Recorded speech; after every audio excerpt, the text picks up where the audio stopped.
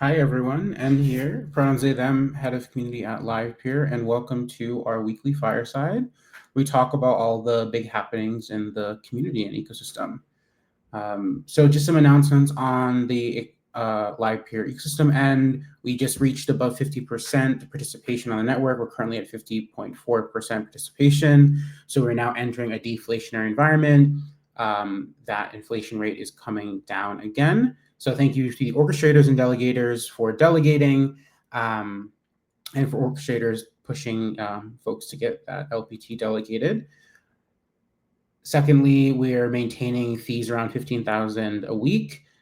This week, the fees will be calculated at the end of this week on the 30th. So that remains to be seen. But we have been staying steady at around 15,000 a week. If you're watching on Twitter, the Discord is where everything happens in the Livepeer ecosystem. So please scan the QR code and jump into our community. This is also running on our server, so you can always watch it in there too. The API for Daydream is now live. So if you're a builder and you're interested in building technology with real-time video AI applications, this QR code is for you. So scan it, and there's a form you can fill out that shows that you're interested in the real-time video AI API. And we are rolling that out slowly to various builders. We also have a builder program cohort 2 that's currently happening. If you're interested in participating in that, I think that it might be too late for this one, but we're going to be running more in the future. So be on the lookout in the Daydream server for that. All right. So today we have some updates from the Livepeer Foundation with Rich, and then we will have some Daydream updates from Eric. So Daydream will start having more updates from that side of things, just so the Livepeer ecosystem can stay informed about what Livepeer Inc. is doing and progress happening on that side of the ecosystem. All right, Rich, welcome. Hello. It feels like yesterday. It was on Monday though. Yeah, thanks as always, Zen, for hosting. I'm not going to take up too much time. I think everyone got sick of me on Monday after talking for 2.5 hours. And also super excited to see Eric's demo. There's some awesome things happening over at Daydream HQ. So I will be nice and quick and dive straight in. Great. So for those of you who don't know me, my name is Rich, and I lead growth and strategy at the Livepeer Foundation. What is the Livepeer Foundation about? Well, we're on a mission to steward the strategy, ecosystem growth, and core development of the Livepeer project. Next slide. And last week, we put forward our strategy to accelerate the Livepeer ecosystem. And that was what we called, next slide, Surge. So Surge was our ecosystem strategy that we wanted to put forward with all of the amazing work that's been done by Livepeer Inc., by the community through SPEs, and by new applications and gateways building on the network, from Streamplace to frameworks to the agent SPE, the new Embody network, Sarah, that's come forward. we wanted to put forward our vision for how we can, next slide, aim to how we can create alignment, focus, and coordination at speed. We're really here to try and accelerate the ecosystem by focusing the community, the broader ecosystem on the most mission critical items that the Livepeer project faces, and to ensure that there is a coordination body that really ensures that we focus on those big strategic items, we're aligned on them, and then we coordinate and, most importantly, execute. We published the pre-proposal last week. If you want to have a look, feel free to scan the QR code. And this pre-proposal, next slide, was really a pre-proposal to fund and execute on this ecosystem strategy with Surge. We called this the Transformation SPE. We have really lofty ambitions. We believe that there's a lot that we can do and get going on. And this SPE was really focused on the 9 core work streams that we initially put forward. Come on to that in a minute. That divided much of the core work of the Livepeer project up into these core 9 work streams and had these different executional channels that the work could get done. One thing to really highlight, and something that we didn't highlight enough, was this SPE was about the foundation bringing on additional funding to put back into the community new and existing core contributors who want to really make an impact on the Livepeer project.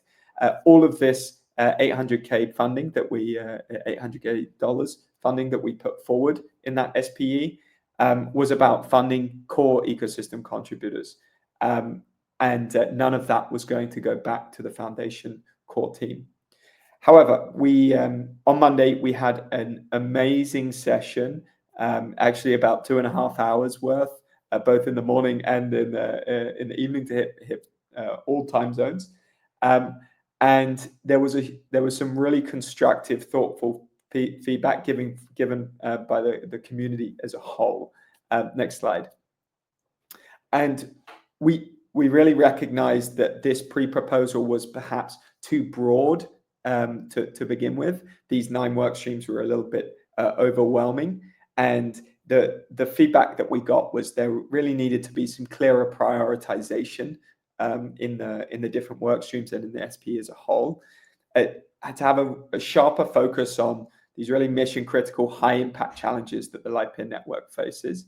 Then to have a streamlined structure and a tighter budget. The amount requested was high relative to other SPE proposals, and we'd taken note of that and really tried to act on it, which I'll come on to. And then having more transparent coordination and accountability. What are the different mechanisms that we're using? We spent a lot of time on Monday talking about how that 800K would be distributed back to the ecosystem through RFPs, through bounties, and these other mechanisms that the foundation would use. And we want to go into a bit more detail on that in the next step. So next slide. We are excited to say that we've actually already been working today and yesterday on a new pre-proposal that we want to present, that we want to post and then present and get feedback on before the water cooler. As I said, we've listened to the community feedback, and we're really trying to focus SPEs to execute it on these mission critical deliverables only. There was, like I said, talk that there was a little bit too broad in scope, and we're really trying to focus on what is critical to the success of the Livepeer project in the short term as well as in the long term. And then to create these clear opportunities for new and existing contributors, detailing out this RFP and bounty mechanisms that we want to put forward.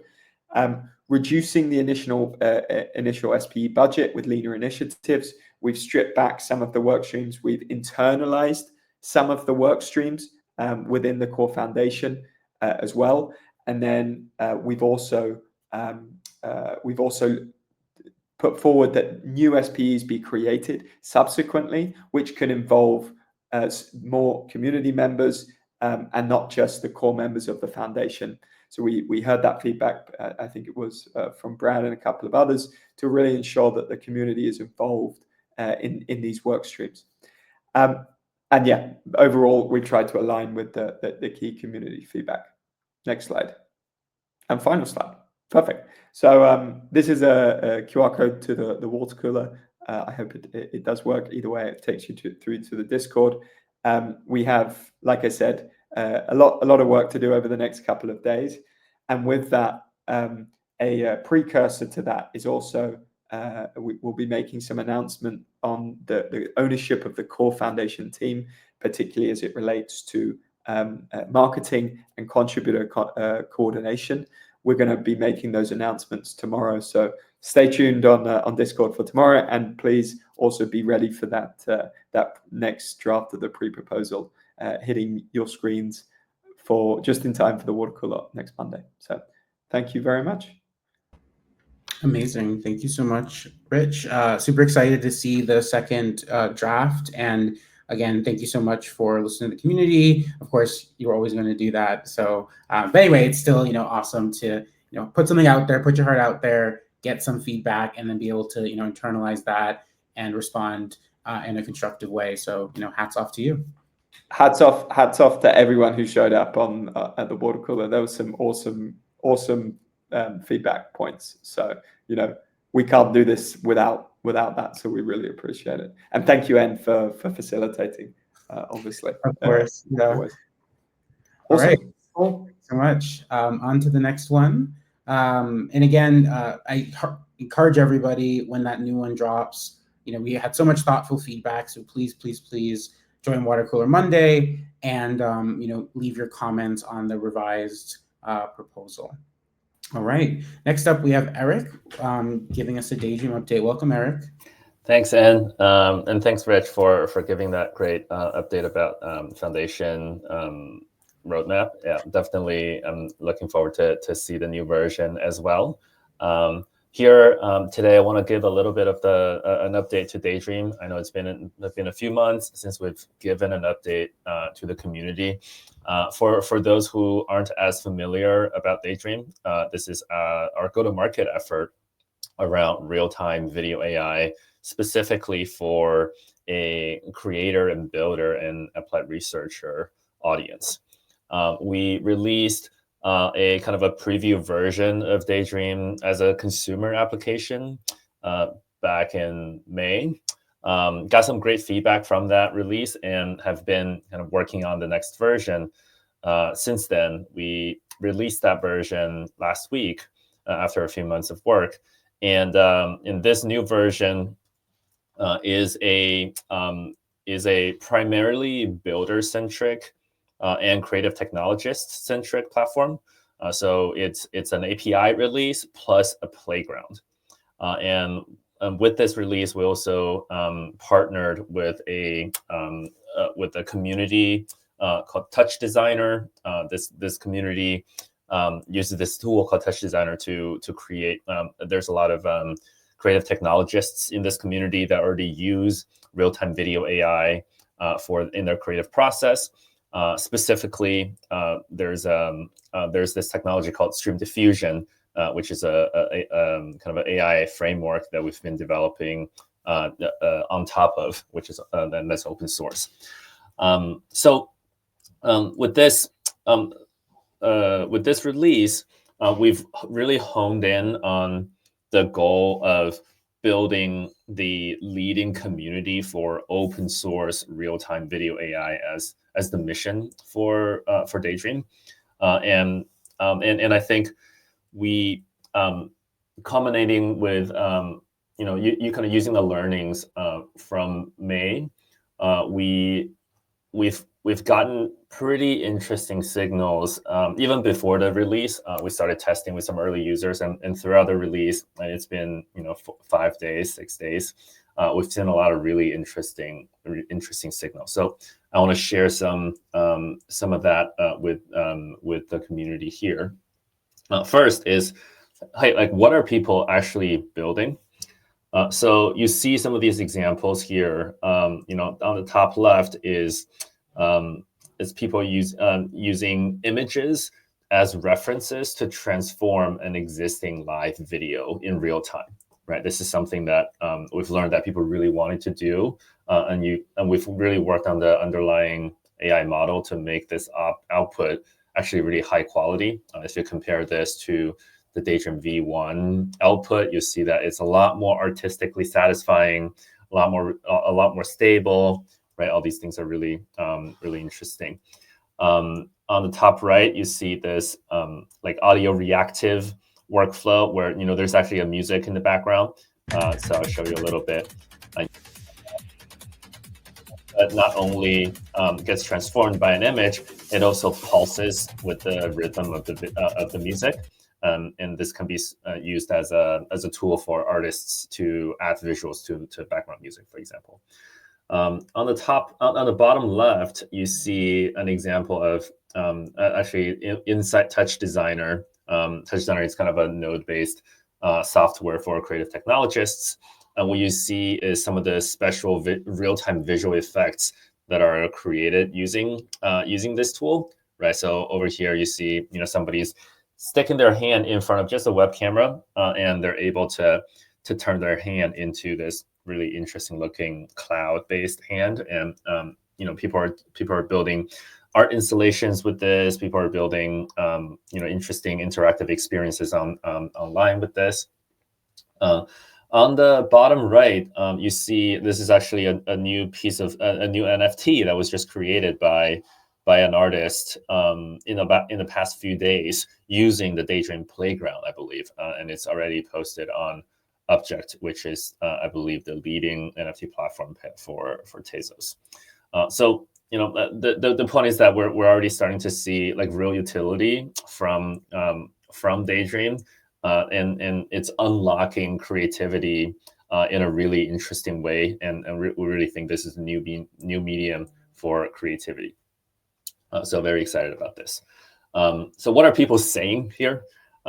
This is direct quotes that I've taken from Discord. A lot of people are signing up to get on the wait list to access the API. And when people get access to the API, they immediately were blown away by kind of the amount of creativity that they're able to get. It definitely is for a niche of like creative technologists, people who really want to spend the time to learn this tool and tinker with it and create interesting visuals. But we find that when we get to this audience and when we get to this niche users, this audience is really responding positively to Daydream. Results so far, over 250 API waitlist signups in the first 5 days. The goal was 150 in 2 weeks, so we blew past that, which is a really exciting kind of top of funnel signal. Overwhelmingly very positive feedback from creative technologists. If you want to see some of that, just jump into the Daydream Discord where people are very actively talking about it and sharing their results in the Discord. There's a catch that we have a lot of these really positive top of funnel signal. We're still working on activating all of the people who sign up for the waitlist and turning them and giving them access and turning them into real users. So the fees, we believe the fees on the network will start to catch up to this early top of funnel demand. So I'd say in a couple of weeks, we should start to see that feed start to tick up as we let more and more of the API users in, because this is still early days. We want to make sure that we're getting out all the bugs and making sure the performance is high for everybody, and build a good onboarding experience before we really open up the gate for everybody to be able to sign up. But that's definitely coming up very, very soon. So this is I think this is a really good first step for releasing and getting into this new market of real-time video AI and going after these creative communities. But I want to frame this in like, what are we actually doing in the big opportunity that we're going after? So here's a very abbreviated version of the evolution of real-time creative AI in very recent history. Right, Stream Diffusion as a service that we launched was released at in December of 2023 by a number of researchers from UC Berkeley, and that project quickly got a lot of momentum. Gathered around 10,000 GitHub stars, all within a span of a few months, and from there, there was this incubation period where the market was. There were a few releases that was happening throughout the subsequent, let's call it like 12 to 18 months. In the middle of last year, June, there was a pretty interesting research paper that came out from CMU and Adobe called self-forcing, and that research paper really highlighted some interesting technique for improving the performance. But that was still academic. But just in August this year, in this month, we really started to see a very noticeable change in the market momentum for real-time AI and what's emerged, this term that's emerging called world models. About 2 to 3 weeks ago, Google DeepMind released some videos of the new model that they've been working on called Genie 3. I really encourage people to go check it out. Genie 3 is a new world model that allow you to kind of interact with the AI like it's a video game, right? Like you can walk around the world and the AI will be simulating the world in real time and generating video in real time and giving it to you. It's quite remarkable the output quality that they're able to get with Genie 3. And that's really kicking off this incredible energy in the market. It reminded me a lot of when OpenAI released some of the early videos of Sora at the beginning of last year, which really kicked off this momentum around video generation. And a year and a half later, you see that AI video generation really has taken over, taking the world by storm, right? But the other interesting thing here is that very quickly, within the same 2 weeks, there were 2 open source models that came out that are not as high quality as Genie 3, but are very impressive in their own rights. One is called Matrix Game V2. Another is called Gamecraft from Tencent. So this is just to point out that I think the momentum in the market is really picking up, and this is a huge opportunity for Livepeer to be digging in here. We already have a stream diffusion service that's getting pretty good early traction. I think there's a really exciting roadmap for us to be digging into these areas.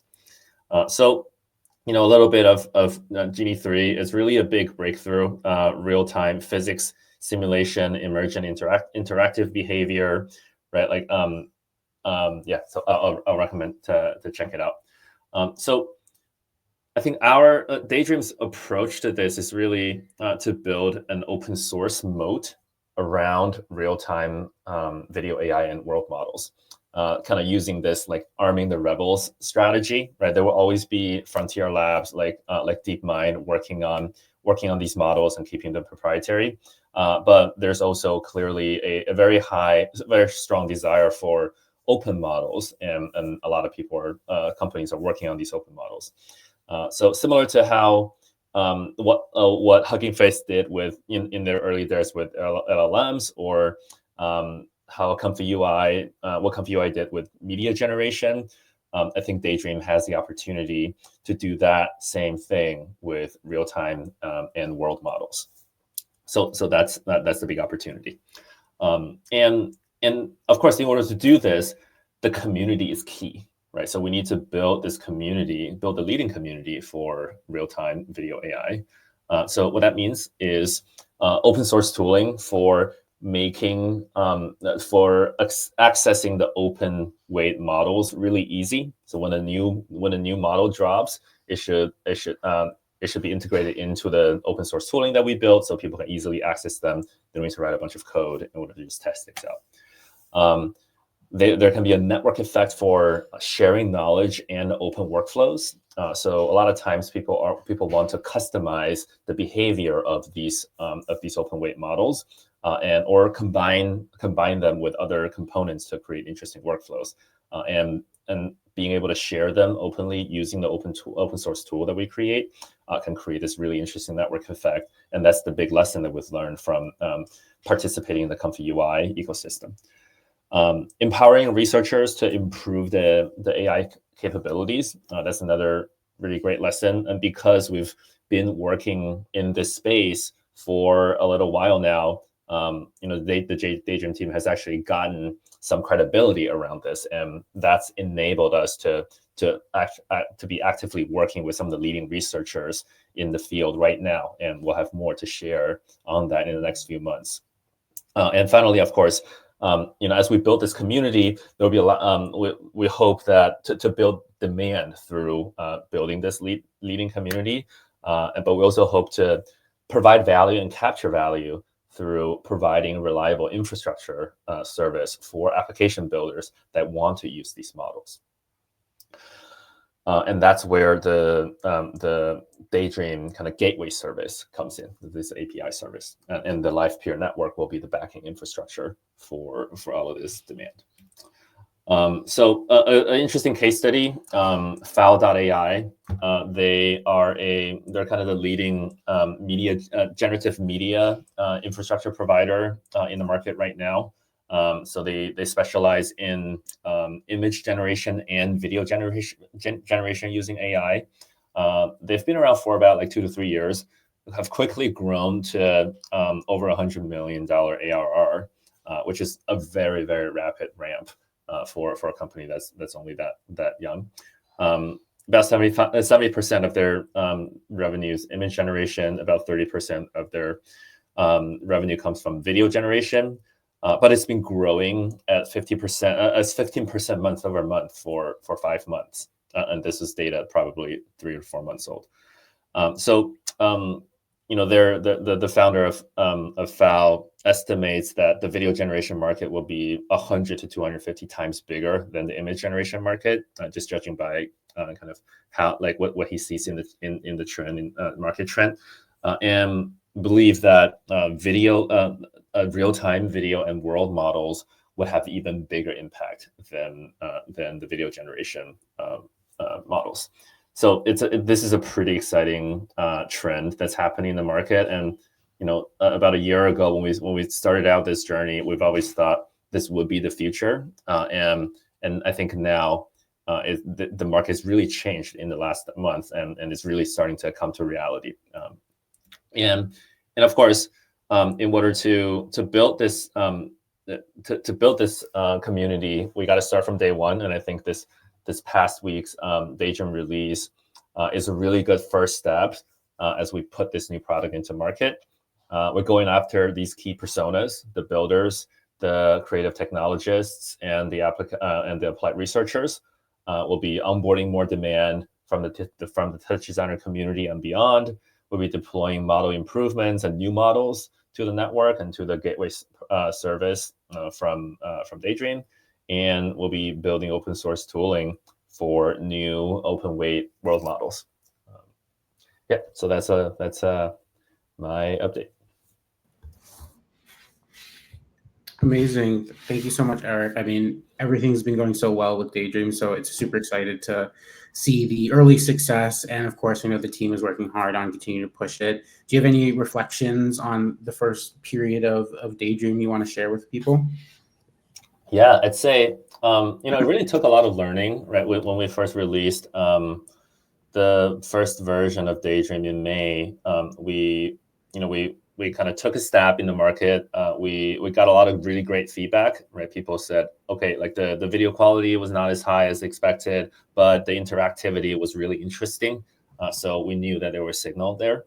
So we really took a lot of the feedback from the market and from the users, and went back and built this new version, and also started to partner with a lot of people who are already using real-time video AI. And so I think the first release was actually really significant, even though it didn't generate the demand that we were looking for. It planted a flag in people's minds that, hey, like Daydream is on the scene and we're working on this thing. And it allowed the market to come to us and really reveal where the demand really was. And that's allowed us to hone in on the stream diffusion touch designer community as the first community to go after, and started working with them to really understand on the ground product requirements, like what kind of performance is needed, what kind of features are needed. And then we discovered that, hey, like, the only way to use stream diffusion at the moment was you need to have a strong local GPU that's a 3090 or 4090. And not a lot of people have that. It's expensive to get that local GPU. So that really made created a strong narrative for making this hosted service and this API service, and also being able to launch this service with a strong partner like Lyle, and who built the stream diffusion operator in the touch designer community, gave us automatic credibility in order to bring this into the touch designer world, and that's why I think we're seeing a lot of success right now. Awesome. Yeah, totally. V2, and even just from my personal experience, V2 is an incredible step up from V1. Just the quality, the creativity of the tool. So hats off to the engineering team and the product team, and of course yourself and the marketing team as well, to getting to V2 and getting the API launched. And I know this is just still the beginning of what is possible. So thank you, Eric, for joining us, and have a good rest of your day. Thank you, and thanks everyone for tuning in. All right. So again, earlier I said deflationary environment. I meant to say disinflationary environment in terms of the inflation rate. So the inflation rate on the network is decreasing. We are not in a deflationary environment. So when the participation goes over 50%, the inflation rate decreases. So apologies for misspeaking there. And thank you to some folks in the community, as well as Doug, for mentioning that correction. Anyway, oh, my audio is low. Let me see. Is that any better? Okay, I'll just push through toward the end. So I'll try to speak up. Oh, audio is fine for you. Okay. John, no. So the community, if you want to join where everything's happening, feel free to scan this QR code. The Daydream community, if you want to join that, is discord.gg/daydreamlive. So there's two communities depending on your interests where you want to join, but no worries, John. So this is where everything's going on. So scan the QR code, join our Discord, and get connected with the things that interest you. Additionally, I want to kind of take a step back and highlight the importance of the moment we're in as an ecosystem. There is so much opportunity coming up with the Transformation SP, with Daydream, the community that's being built around it, as well as the product and the API. There's so many pieces of the ecosystem that are ramping up, and there's so many places you can tap in there. So now is definitely the time to get engaged. If you've been on the sidelines watching Livepeer, seeing what's going on, now is the time where you can jump in and be a significant contributor to what is going to happen over the next year. So please jump in, and we want your voice, we want your expertise. So now's the time. All right, well, that's Fireside for today. Thank you, everyone, for listening, for watching. And again, a lot of exciting stuff is going on, so please join us. Bye, y'all.